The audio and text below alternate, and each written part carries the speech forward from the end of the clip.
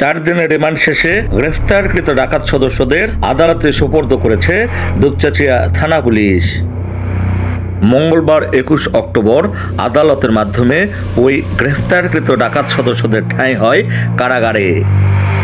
দুপচাঁচিয়া উপজেলার তালোড়া বাজারের হেমাচান পোদ্দারের বাড়িতে ডাকাতি এবং খুনের ঘটনায় তদন্ত এবং অনুসন্ধানে নামে আইন শৃঙ্খলা বাহিনী। তদন্ত আর অনুসন্ধানে সম্পৃক্তদের শনাক্ত করে ঘটনার কয়েক ঘন্টা পরে 4 জন ডাকাত সদস্যকে গ্রেফতার করে জেলা গোয়েন্দা পুলিশ এবং ঘটনার একদিন পর ডাকাতি কাজে ব্যবহৃত সিএনজি সহ আরও 2 জনকে গ্রেফতার করে দুপচাঁচিয়া থানা পুলিশ। গ্রেফতারকৃত ওই 6 জনকে 10 দিনের রিমান্ড আবেদন সহ আদালতে সোপর্দ করা হয়।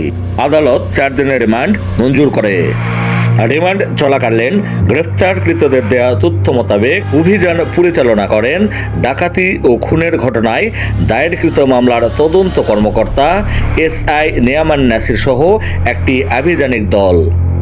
আসামি সহ ওই অভিযানে কাহালু উপজেলার মালঞ্চা ইউনিয়নের গুড়বিশা গ্রামের আলহাজ মকবুল হোসেনের পুকুরের উত্তর পাশের সেগুন গাছের নিচে ঝোপঝাড় হতে উদ্ধার করা হয় ডাকাতি কাজে ব্যবহৃত দেশীয় অস্ত্র এবং হাইড্রোলিক কাটার। দুপচাঁচিয়া থানার অফিসার ইনচার্জ ফরিদুল ইসলাম জানান, রিমান্ডে আসামিদের নিকট থেকে মিলেছে গুরুত্বপূর্ণ তথ্য এবং ঘটনার সাথে সম্পৃক্ত আরও ডাকাত সদস্যদের গ্রেফতারের তৎপরতা অব্যাহত রয়েছে।